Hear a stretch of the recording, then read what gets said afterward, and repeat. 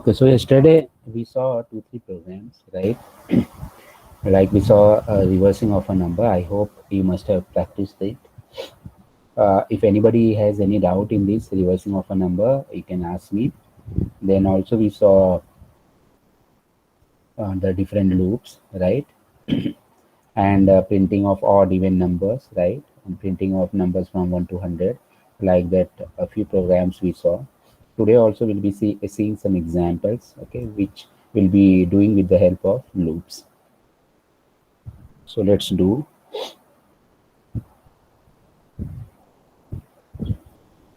take one problem.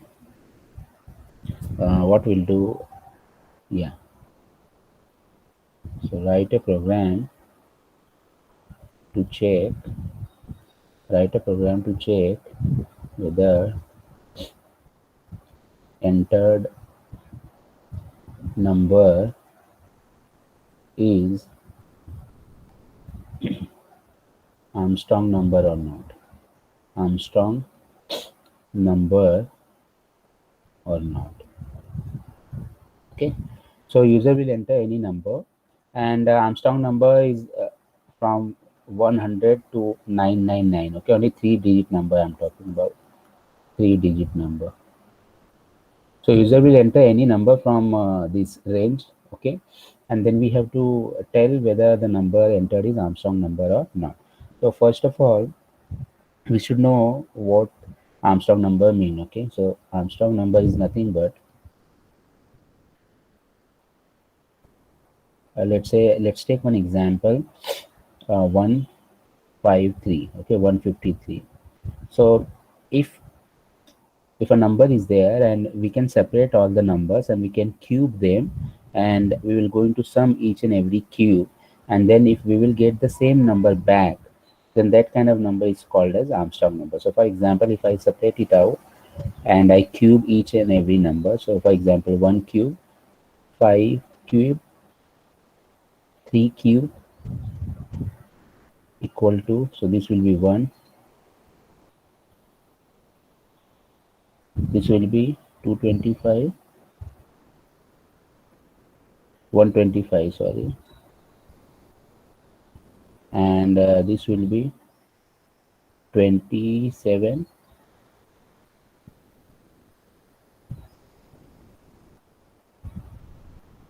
So the final answer will be 153. So if you are able to find any number which is I mean, if we'll separate each and every number and we'll cube it and we will sum it, and if we are getting back the same number, then that number is what Armstrong number.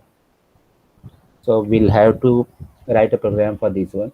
So for writing program for this one, you must know the concept of this one. I mean, how to reverse a number. So if you know this particular concept, how we are separating out each number, then we can easily do this particular problem. Okay. So let me first explain and then we'll write the code. I hope I have started this compiler. Yeah, its compiler is there. Okay. So let me first explain what I'll do. I'll write like this.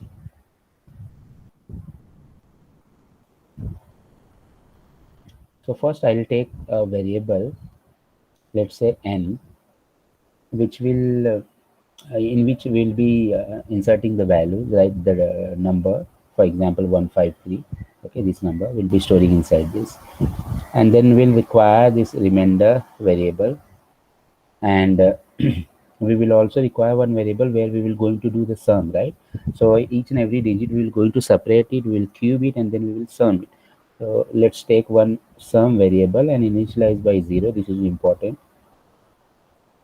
So we have declared this one sum variable, and we will require one more variable. I'll explain. So let's say n copy. Okay, so you can declare any variable. I have declared n copy. So let's start now. I'll ask from the user printf enter any number,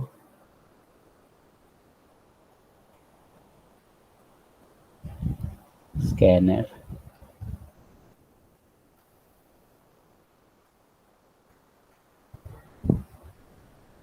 Okay. So till here everything is proper. Now user has entered the number. So what I'll do, before destroying the number, just 1 minute.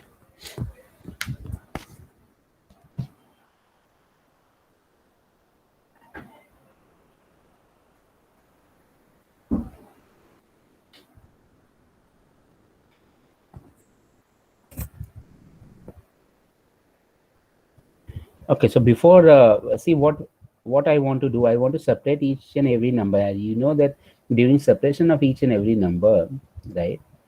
What we will do, we will going to reduce the number, right? Every time we will divide by 10. So this number will, first time it will be 153, second time it will be 15, next time it will be 1, right? So because I'm going to write this particular loop. So while n is greater than 0, so here what I'll do, I'll first take the remainder. Remainder is nothing but n mod 10. The first time, if I'm taking the example, n is equal to 153. So first time the remainder will be 3. So once we got 3, we have to do what? Sum is equal to sum plus this remainder into remainder. The moment we are separating out the digit, we can cube it and we can sum it to the sum. Now first time sum is 0. So 0 plus remainder into remainder into remainder. So that means 27 will be stored inside this. So it will be having 27 value right now. Okay. Now we will do what? We will reduce the number. So n will be equal to n by 10. So this time now n has become what? 15, right? Because we have divided by 10. Then this loop will repeat. And since n is what? N is 15. 15 is still greater than 0. It will go inside and it will find out remainder is equal to n mod 10. So this time it will separate it out 5. And then sum will be what? 27 plus 5 into 5 into 5, right? Then n will be equal to n by 10. Now this time it will be 1. 1 is still greater than 0. And next time remainder will be what? 1 more 10. That is nothing but 1. Now the sum will be what? The previous sum plus 1 into 1 into 1. So like this I'll be having over here 153. Then now n will be what? N by 10. So 1 by 10, it will become 0. So if it has become 0, then it will break the loop, right? Now after this, what I have to do, how I will check? So in the sum I know there is 153, right? So but I have to check with that number which is entered from the user. User has entered a number, and where we have stored inside this n. But now you see, after this void loop will get over, what is the value of n? N has become 0, right? So I cannot say like this, if sum is equal to n. Okay, I cannot say like this because now n has become 0. So if I want to check whether this cube of each and every digit plus summation of that is equal to that original number or not, I must save that number, right? I must save that number somewhere. Otherwise, when I'll operate in the while loop, the number will become 0. Then at the end, I won't be able to compare it, right? For that purpose, what I have done, I've created one more variable. If you see here, this is n copy. So before going inside the while loop, I'll simply do what? N copy is equal to n. So I am storing this n value like 153 inside this n copy, so that at the end of the operation we can check and we can tell that the number is Armstrong number or not with the sum. So for that purpose only I'm saving that number, because I'll be modifying this n inside the while loop. Now here I can I can do in this way. If sum is equal to n copy, then printf Armstrong number, Armstrong number, else printf not a Armstrong number, Armstrong number. Okay, that's it. So this is a simple program. Now, if you all are doing at the same time, you can just check the output. Otherwise, if you want me to write in the compiler, online compiler, I can write execute and let you know. I mean, you can see the demo right over here. So what all you want? Whether I should write in this compiler,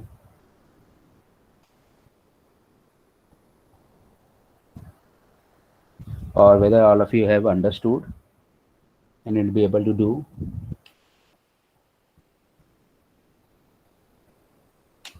You can comment in the chat box. So if you feel I should write, then I will write. Else we'll go ahead.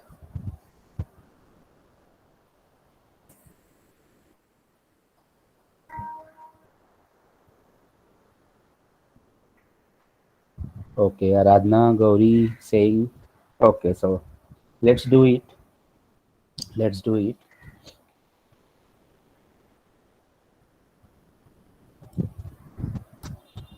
So this program is now here. I can write Armstrong number, right? You know that this comment, this is a multi-line comment. Okay, if you want, you can write the single line comment also. How to write single line comment? By double slash, right? You can write the single line comment also. Now here I am writing the code printf. So before this, what I can write, I can just declare the variable. So int n remainder, okay, and n copy,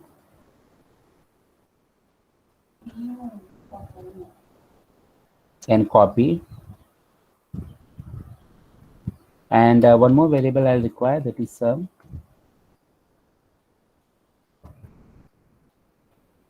Now I'll ask from the user printf enter any number. User will read this and we will going to enter the number, and we will going to store inside our n variable. So remember this ampersand n. Okay, now I can check it. I told you that before going inside this while loop, we must save our number. So before going inside that, what I can do, n copy is equal to n. So I have saved my number, right? Now inside this we can manipulate. Remainder is equal to n mod 10, right? Remainder is equal to n mod 10 while n is greater than 0.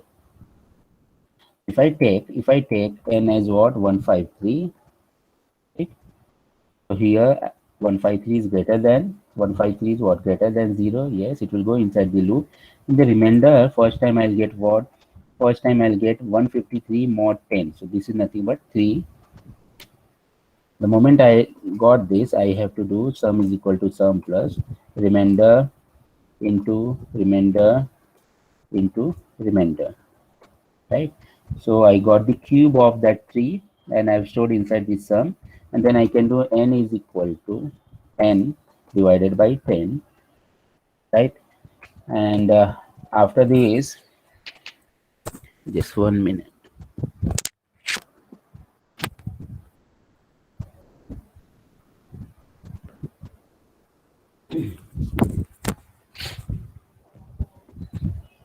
Yeah. So n is equal to n by 10, and after this, what will happen here? N will get reduced to this time 50. Now 15 is still greater than 0, so it will go in the above loop, right? And it will check whether 15 is greater than 0. Yes, it will go inside, and it will take out the remainder. Okay. We'll take out the remainder, then we do the sum. Now here after this, so once this loop will get over, inside this sum will be having 153, and now I must check that. Okay. So if any other number is there, then it will not be equal to then copy only. I can check over here if sum is equal to n underscore copy printf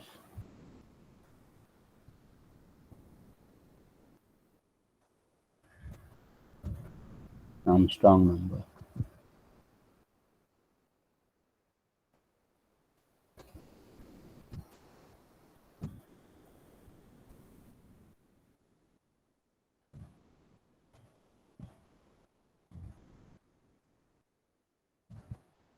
Not there.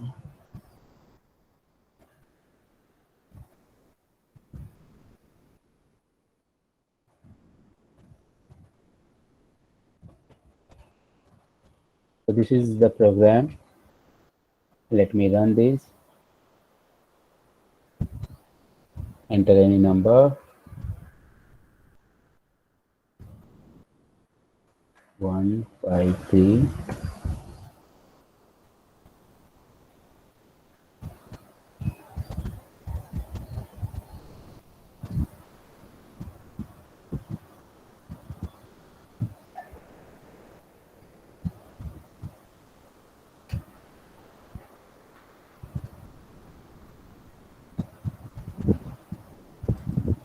It's not connected or what?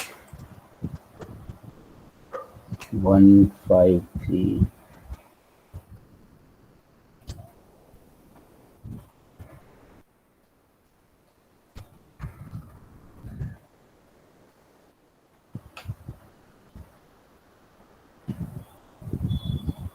Let me run it again.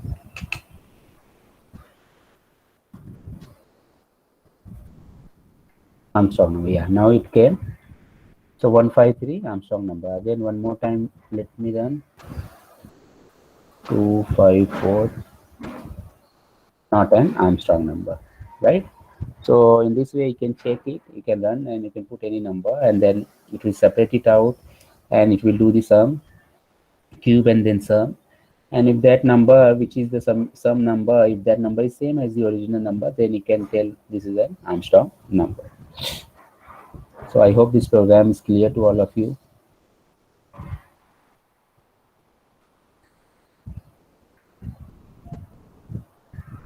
Yes, you can.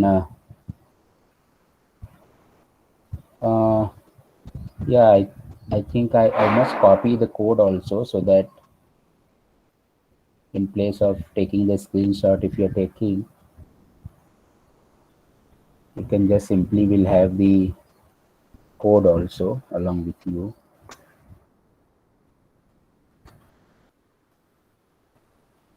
Okay.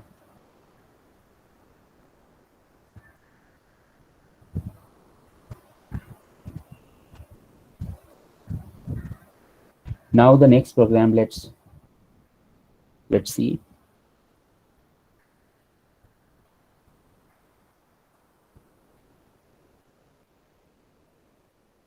The question is, write a program to check whether the entered number is prime number or not. Okay. So write a program to check whether the entered number is prime number or not. For example,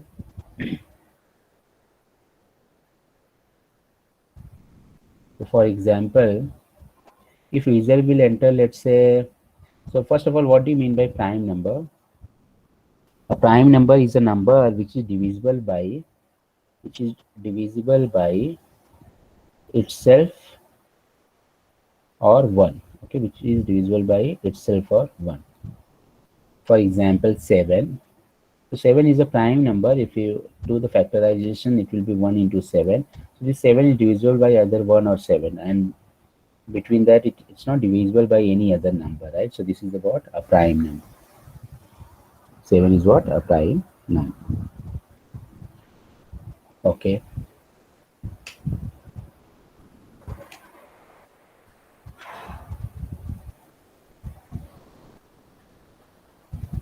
So what we have to do for the prime number, let's say if somebody will enter 7, then we have to find out whether this is a prime number or not. Like this, any big number can also be there, and we will have to determine whether the number is prime or not. So obviously we're going to apply the loop, but to check this, one, I mean, before this 7, what are different numbers like 1, 2, 3, 4, 5, 6,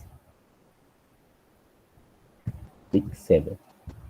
So one is simple algorithm is what we can start from. See, from 1 we will not going to check, because from 1 any number will be divisible, right? So we will start our loop from 2 and we will check till 6. If it is divisible by any of these number from that 2 to n minus 1, then we can say that this number is not a prime number, right? For example, if we take 4 and if we divide it divisible by 2, so this is not a prime number. So if we are taking 7, we will start from 2. We will first divide by 2, then we will divide by 3, we will divide by 4, 5, 6. And if it is not divisible, and if we have reached to the last number 7, by 7 it will be divisible, right? So we can say that if the number, if we have come up to that number itself, right? And before that it's not divisible by any of the number, then we can say that this number is what? A prime number, right? So this is the concept. There are lots of different algorithms also to check. For example, if the number is very big, then we can take the square root of that, and then till that number we can divide. So in that way we can just half, I mean, we can reduce the checking number list. So there are lots of algorithms are there. This is a simple algorithm which I am explaining you, right? By this way we can just check, but if the number is too long, then the computer will require a lot of time. And many of the encryption algorithms, right, many of the encryption algorithms keys are based on this prime number, because it's difficult for the computer to determine what, whether the number is prime or not, because it will have to check right along, I mean, from starting from the 2 until that number. Even though it will going to apply some other algorithms also, then also it will require a long time. The number is too very high, right? If the number is very big, then it will require a lot of time to just compute that. And if based on that any encryption or decryption algorithm is there, then it's very difficult to crack that particular software. So the prime number plays very important role. Let's perform this. How we're going to do. So what I'll do, void main, right? I'll use the for loop. You can use any loop, right? So here I'll take one variable int n, in which I'll be taking the number from the user. I will require one I variable. Okay, that's it. I'll ask from the user printf enter any number scanf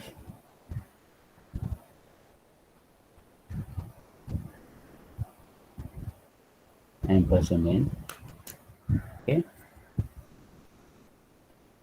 So why I'm writing in this no, I mean this one node, because if I want to explain, right, I can explain properly over here. Otherwise, in the compiler, uh, it's difficult to explain over there, right? Writing. So later on, after doing this, I can just execute over there.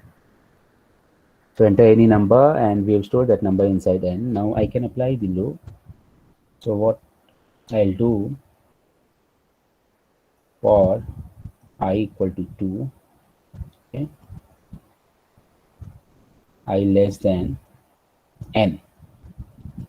Why I less than n? Because if the number is, let's say n is equal to 7, I'm starting from 2, then 3, 4, 5, 6.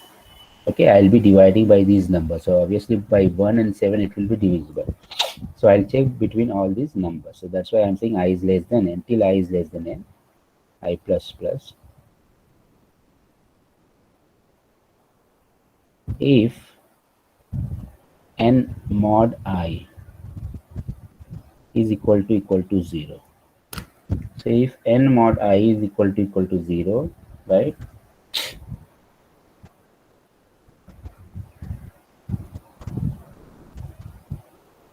We can say here break. So remember, I'm using over here a break. A break is a keyword. A break is a keyword which will allow you to break any particular loop. Okay, for example, the moment I'll get any n mod I is equal to 0, that means the number is not a prime number. Then there is no further need to continue your loop and just go on checking whether the number is prime or not. I mean, with the other numbers divisibility, right? The moment you will get n mod I is equal to 0. So simply you can break the loop and you can come out and you can say that the number is Armstrong number. Sorry, the number is prime number or not. So what will happen if I'll break the loop? So this program I can write in two different ways. So this is the first way by which I can write the program. What I did, if the number is no, if the number is not a prime number, so it will never reach to that particular number. So if, for example, if I'll take the 7 number, right? So in n I am having 7 right now. Here also I'm having in n 7. Now I is starting from 2. So whether 2 is less than 7, yes, it will go inside. It will check over here. So whether n mod I, so n is what? 7 mod 2. Whether it's equal to 0, no, right? So it will not break. It will go over here. It will increment. So now I will become 3. Now whether 3 is less than 7, yes, it will go inside. Now it will check whether 7 mod 3 is equal to 0. No, so it will not break. It will go over here. The 3 will now become 4. So I has become 4. It will check whether 4 is less than 7. Yes, it will go here. It will check 7 mod 4 equal to 0. No, I will be incremented by 1. I will become 5. So 5 is less than 7. Yes, it will go inside. It will check now if 7 mod 5 equal to 0. No, will not break. Then n will be sorry, I will become 6. Now 6 is still less than 7. Yes, it will go over here. It will check whether 7 mod 6 is equal to 0. No, right? It will go over here and now I will become 7. So once I will become 7, 7 will not be less than 7, right? So this condition will become false. This condition will become false, and then this loop will not be executed. So once we will reach over here, and if the number is 7, that means what is the I value over here? After this loop, the I value is what? 7. So whenever a number will be a prime number, it will definitely reach to the end number, that is that number itself. Okay, so remember that thing. This is what to be understood. If a number is really a prime number, so uh, by n minus 1 numbers, it will not be divisible. So this break will never be going to execute it, right? So when the loop will break, the loop will break only when, or the loop will be terminated only when all the numbers checking is done, and when this particular condition has become false, right? Then only the loop will going to terminate. And when this condition will become false, at that time I value will reach to n itself, right? Because here if you see 7 is not less than 7, so I value and the n value both are same. So when the I value will reach to itself, I mean that number itself, then this loop will going to break. And here I can simply do what? I can write, just 1 minute.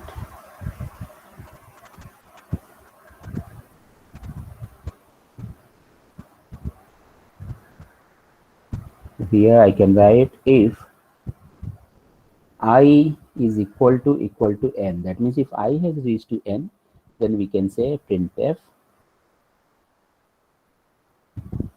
prime number, else printf not a prime number.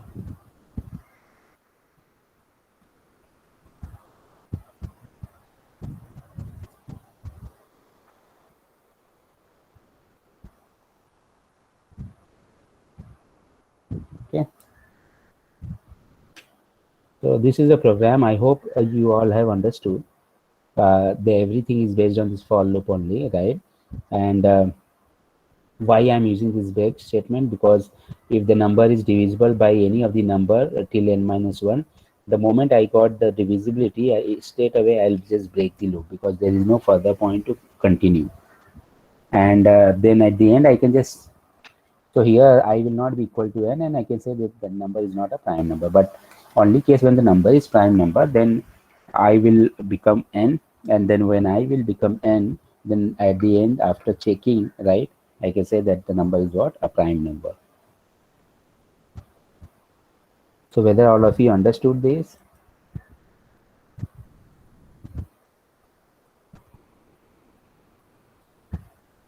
Yes. If any doubt is there, you can ask me. No doubt.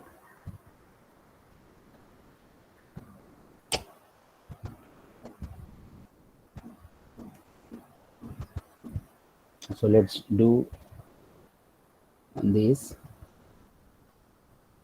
I'll just simply remove all this.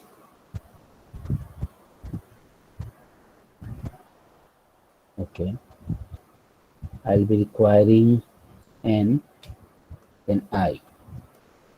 Okay. So printf any number and scanf n.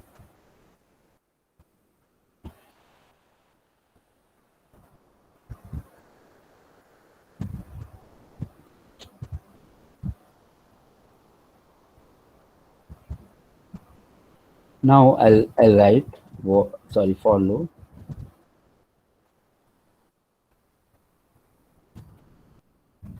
Here I'm saying for I is equal to 2, I is less than n, I plus plus. I hope you know why I'm writing I less than n, because I don't want to go to till that number, right? I want that when the I will reach to that number itself, then the loop should terminate. Here I'm doing what? If n mod I is equal to 0, the moment I'll get this, I must break. So remember, break is used for what? For breaking the loop, any loop, whether it's a while loop, do while loop, or for loop. Break is used for breaking the loop. Okay. And why I've used, because the moment I'll determine that the number is divisible by any of the number, right, till n minus 1, then there is no further point to check whether the number is still divisible by any other number, right, till n minus 1. So we can straight away break. There is no need to just do the time pass. So we can save our time. Over here, I also explain you that if it will not go to in this particular break statement, right? So if the number is prime number, then definitely the number will finally reach to that number, right? And then, for example, 7 will not less than be 7, right? At that time, the loop will terminate by itself only. So when the loop will terminate by itself only, then I will have the final value, that is n. I can check over here if I is equal to n, then I can say here printf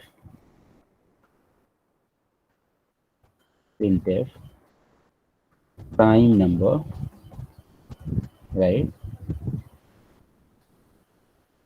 Else printf not a prime number, right? So this is the program. Let's check it.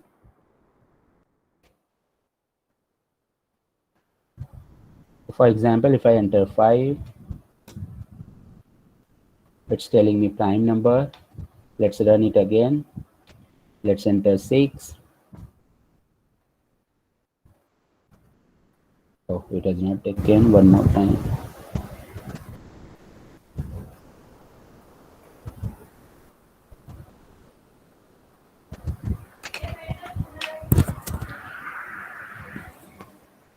Let's run it again. 6, not a prime number. So sometimes this connection is not proper, then it will not show you, okay, because this is an online compiler. Anyway, so we got this. So this is a program. If you have any doubt, what do you mean by uh, what what do you think about two? Okay, a number two. If I'll enter, so anybody can tell. Sir, explain it again. Your friends Nader is saying explain it again. Okay, I'm explaining only, and one more time I'll explain. Don't worry. Uh, what about number two? Whether number two is prime number or what? All of you can just comment. Sir, even prime number.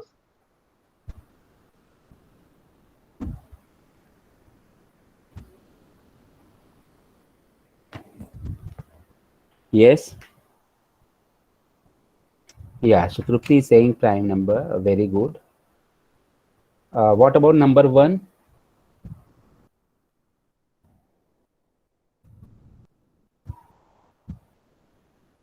Two is a prime number. So let's check that.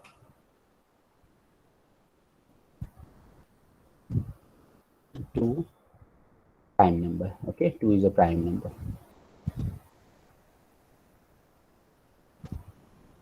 What about one? One is odd number. Oh yes, one is odd number. I'm talking about whether it's a prime number or not. Okay, G1 is saying not a prime number. So neither prime number nor composite. So actually one is a co-prime number, I think. You can check that. So because one is also divisible by itself or one only, right? But one is it has been classified in, I think, co-prime number. Then from 2 we check onwards, right? So you can check later. But anyway, our program is ready. So your friends, you want me to explain it again, entire thing?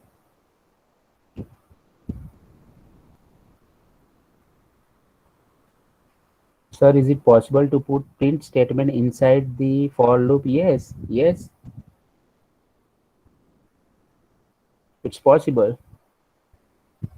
Okay, so let me explain again. Yeah, so this is one of the way, okay, one of the way by which I can do the program. Same thing I can do in other way also. But see what happens whenever I explain, then many get confused. But if you want, I can write the other program also, right? Just slight modification, and that can be done by other way also. Uh, so let me explain this once again. See over here what I've done. I've declared n and I, right? So in n, I'll be taking that number, and I'll be using for for loop. And here I'm saying that printf enter any number, scanf. I'm storing that number inside n. So let's say over here I've taken 7. So 7 I've stored inside this n. Then uh, I'm starting the loop from 2, right? Because if I'll start from 1, then every number will be divisible by 1, okay? So I'm starting from the 2, because from 2 to n minus 1, I'll be checking the condition of divisibility, right? If the number is divisible by any of the number, then that number is not a prime number, because the prime number is what? A number which is divisible by itself or 1. And it should not be divisible by any other number. So I'm starting from 2 and I'll go till n minus 1. If it is divisible by any of the number in between, then immediately I'll say break. So I'll break from the loop, because if the number is divisible by any of the number, then there is no further, there is, I mean, no need to check further, right? For example, if the number is 4, let's say, if the number is 4, then what will happen? I will start from 2. Now 2 is less than n s. It will go here over here. If n mod I, so 4 mod I, 4 mod 2, it will check over here. 4 mod 2. Now this will become 0, so it will enter over here. It will break. So when it will break, I value is what? 2. And once it will check over here, if I is equal to n, no, 2 is not equal to 4, and it will say not a prime number. Okay, so if it will break in between, then definitely if it will go inside this, then that number is not a prime number. But the only condition when it will reach up to n, when the loop will terminate by itself only, at that time I value will reach to the final value, and then it will terminate, because this condition will become false, right? And then after this particular loop, I've written over here, if I is equal to n, then prime number. So once it will reach to that particular number, we can say that number is prime number. It's not a prime number. So I hope this program is clear to all of you right now.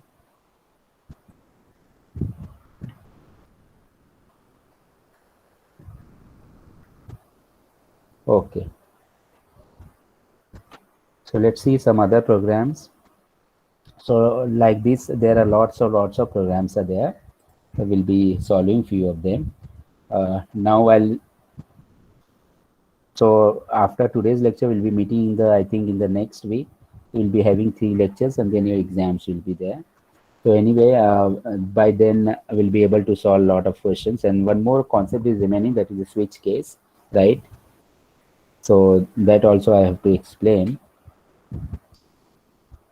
Anyway, so I'm thinking that to explain the next lecture, or the best way I can explain right now also, so that till the next time you can revise it, and then only the problems we can solve the problems. Okay, so best thing, let's do one example of switch case. Let me explain, because we have the time. And why I'm explaining it right now, because like this on the loops, there are so many problems, we can go on solving the problems, but that concept is remaining, that switch case. So let me explain you that first, and then we can go ahead. So let's see what do you mean by switch case. Switch case. Okay. See, uh, if you want to if you want to decide multiple things, right? If you want to make the decision, multiple decisions, then you can use switch case also, right? For example, if you saw that particular program where we use the ladder case, FLCIF, right? FLCIF. So there we have multiple decision statement. The same way, if you have the multiple decision statement, you can also use the switch case. So for example, let's um, what we can do.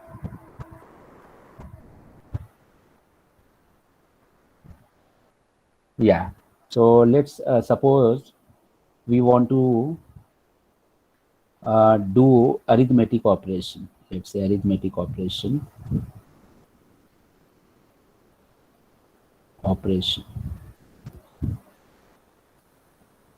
So depending on plus, minus, multiplication, and division, we're going to perform arithmetic operation. So if what user will enter, based on that, we will going to perform this arithmetic operation. So that means 4 decisions we have to make. Let's do it with the switch case. So I'm writing the program void main. Now, since the user will going to enter this in the, I mean in the symbols, so I'm taking here char ch. Okay, it's one variable char ch. So I'll be storing this inside this particular variable, and I'll take 2 numbers also, int a and b, right? Int a and b, because for performing the arithmetic operation, I'll be requiring 2 numbers also. Okay. Now what I'll do, I'll say here printf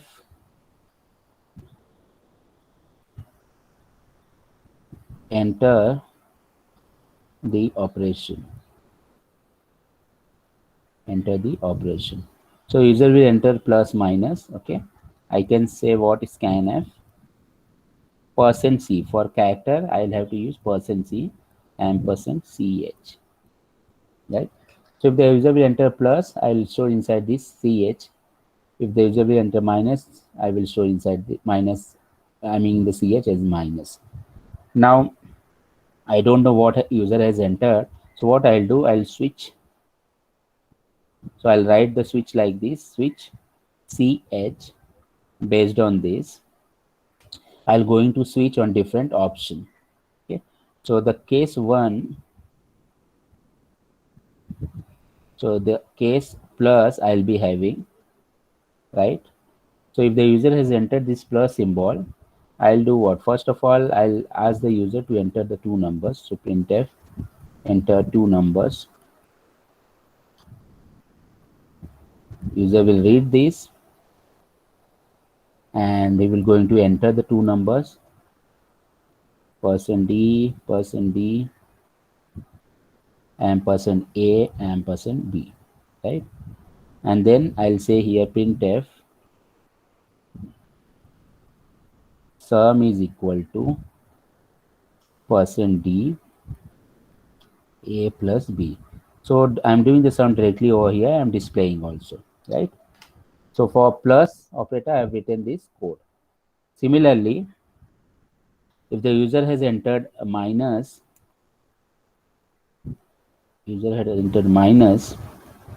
then the same thing I'll going to repeat. Okay, only thing in place of plus, I'll be saying over here as what? Minus, right? And if user will enter, let's say, the multiplication. So if the case is multiplication, then same thing I'll be doing, writing over here. In place of a minus b, I'll be writing a into b. Okay, and if the case is division, so this case is all small letters. Okay, small letters. Case division, so same thing I'll be writing, and in place of plus or minus, I'll be writing here division. And if none of the case is matching, then I can write a default. And here I can printf not a valid operation, not a valid operation, right? And this will be the my end of the program. But one thing is there, see, one thing is there, since the program will execute sequentially, suppose user has entered plus sign, so it will going to perform the first case, because it will switch based on what is the value inside this. So inside this plus sign is there, so it will switch on this particular case. It will execute all this set of instructions, but after this what? It will just fall below, and it will execute also minus sign, case minus, case multiplication, case division, and it will also execute the default, right? So to avoid that, because we are not stopping it, and the execution will start sequentially, right? And there is no way to skip all these instructions which are written just below. So in the switch case, right, after writing all, every case, we must also write break. So we must break it. Otherwise, if you not apply the break, it will simply fall below. It will execute all the instructions which are written inside this. So that then the program will become wrong, right? Because according to this value, it must go and execute only this particular case. But after execution of this case, it will also execute the minus sign and the multiplication, division, and everything. So after every case, remember, this is very, very important, we must write break after every case. After every case, we must write break. Here also break. Only the default, there is no need, because default we are writing at the end. So if you are not writing a break case, then also below there is no instruction to be executed in the switch case. So there is no problem. But if you write the default above, I like at the first position, you can write there also. Then for default also, you will have to provide the break. Okay, so this is a normal program for switch case, and based on the which kind of operators the user will going to enter, I am doing the operation. So what is my exact syntax of switch case syntax? So I'll go to switch based on certain value. Okay, mostly this value is integer value. Okay, it must evaluate to integer value. So I'll switch based on some integer value, and then I'll be having the different cases, like case 1. Okay, here I'll be having the statements, and then I must write break. Then case 2, right, I'm having statements, then I must provide a break. So like this, I can write multiple cases, the number of cases you want, and finally you can provide default case, right? Default case, when none of the value will match, it will execute the default case. And I can have the statement here, no need to write the break because default will be at the end. And this is the normal syntax of my switch case. So switch based on certain value, and based on that value you can jump to that particular case and you can just execute. Don't forget to write the break statement at the end of the each cases. Okay, so is there any doubt in this switch case? Anybody has any doubt, please ask me.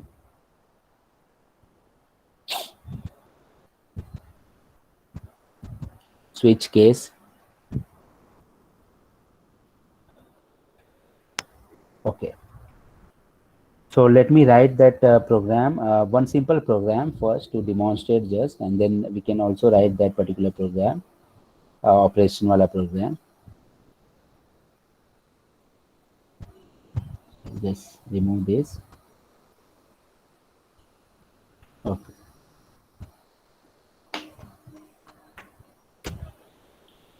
So I'll require just one number, enter any number, scanf number, right? So I'll switch based on, let's say, n. Okay. So I'm switching on the n number. What I want to do in this particular program, if the user will enter 1, let's say if the user will enter 1, then I'll simply say 1. Okay. If the user will enter 2, then I will say 2. Like this, up to 5, I want to just convert a number into words. Okay.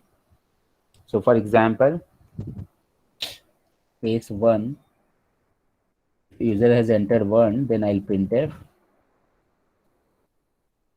let's say 1.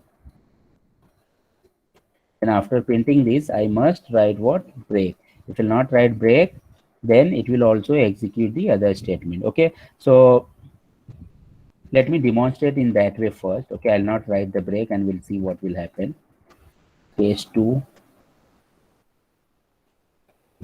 For 2, let's say I'm writing printf 2. Case 3. Let me write this up to 3 only because we are short of time. 3.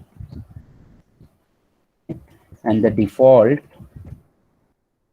I'll write, sorry, printf invalid input. So if any number is entered below 1 or less greater than 3, I'll say what? Invalid number. Okay, invalid input. So this is my switch case. That's it. Let me show you this. I'll run. Oh, this semicolon is missing. Okay. Enter any number. So let's say if I'll enter 1, let's say if I enter 3, so it has executed 3, but it's also executed this invalid input. One more time, I'll run this. If I'll enter 1, it will enter inside this 1, but after 1, 2, 3 invalid input, everything it has no executed. So I must avoid that, right? If it will enter inside any of the above cases, it will also execute the below cases. There will be a free fall, right? I must avoid execution of the other cases. So I must put over here break. Break. Break.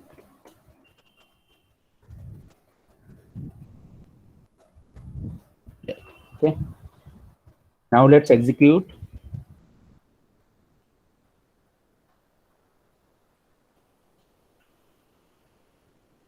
Hello. Morning, morning. Mansi, I'm in the lecture, okay? Just give me 5 minutes. I'll call. Yeah.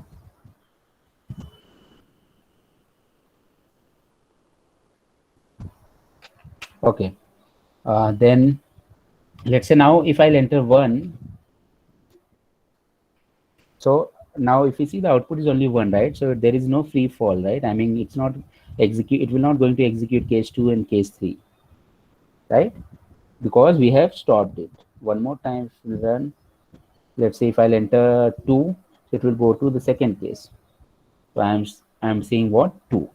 So I hope you have understood the concept of this switch case. Based on the value inside the n, the switch will going to switch on different cases, right? Whatever cases we have written. Clear? So this is a simple switch case statement, and I demonstrated you this one also, right? You all can practice, and then later in the next lecture we can see that, right? And a few more problems are there based on the switch case, and we'll be solving a lot of problem based on the loops also, so don't worry about that, right? Still the pattern printing and everything is also remaining.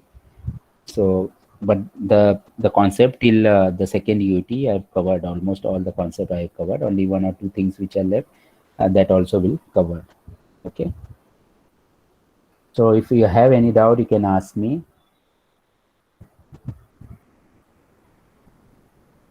Sir, what is syllabus for